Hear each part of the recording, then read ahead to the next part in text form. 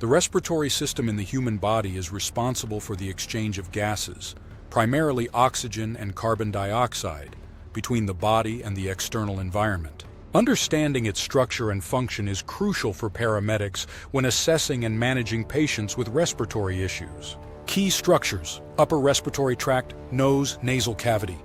Air enters the body here, where it is warmed, moistened, and filtered. Pharynx, throat, connects the nasal cavity to the larynx. It serves as a pathway for air to move toward the lungs and for food to move toward the stomach. Larynx, voice box, contains the vocal cords. It also serves as a passageway for air into the trachea. The epiglottis prevents food from entering the windpipe. Lower respiratory tract. Trachea, windpipe, a rigid tube that connects the larynx to the bronchi. It carries air to the lungs and is reinforced by cartilage rings. Bronchi. The trachea divides into two primary bronchi, one for each lung. These further branch into secondary and tertiary bronchi, eventually leading to smaller bronchioles. Bronchioles, small air passages that lead to the alveoli. They regulate airflow through smooth muscle and may constrict in response to various factors, for example, asthma. Alveoli, tiny air sacs where gas exchange occurs. Oxygen diffuses from the alveoli into the bloodstream, and carbon dioxide diffuses from the blood into the alveoli to be exhaled. Lungs, two organs, right and left, where the gas exchange takes place. The right lung has 3 lobes, while the left lung has 2 due to space constraints from the heart. Diaphragm, a dome-shaped muscle at the bottom of the rib cage that contracts and flattens to allow the lungs to expand and draw in air, inhalation, and relaxes to push air out, exhalation. Mechanisms of breathing: inhalation, inspiration. The diaphragm contracts and moves downward, expanding the chest cavity.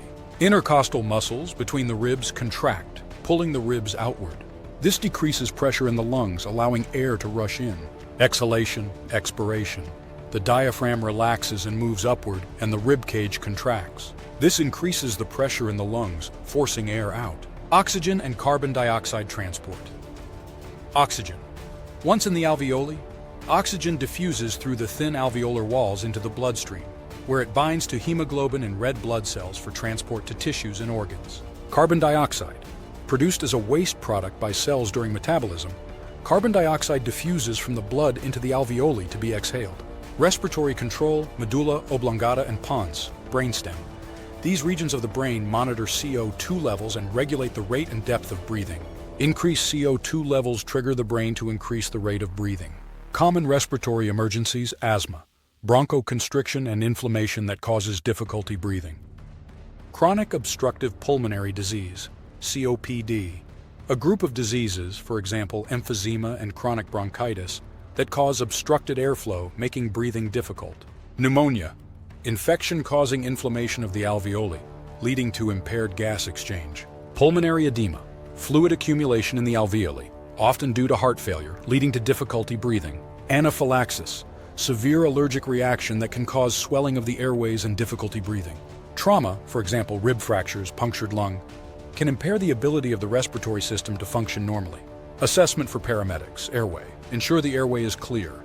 Use airway adjuncts if necessary. Breathing. Assess the rate, rhythm, depth, and quality of breathing. Look for signs of distress, for example, use of accessory muscles. Oxygenation. Use pulse oximetry to assess oxygen saturation and administer supplemental oxygen as needed. Auscultation. Listen for abnormal lung sounds, for example, wheezing, crackles, stridor. Key interventions: oxygen therapy, administer to patients with low oxygen saturation or signs of respiratory distress. CPR, in cases of respiratory arrest or severe compromise. Nebulized medications for patients with asthma or COPD exacerbations. Advanced airway management. Intubation or the use of a supraglottic airway may be required for patients with compromised airways or respiratory failure.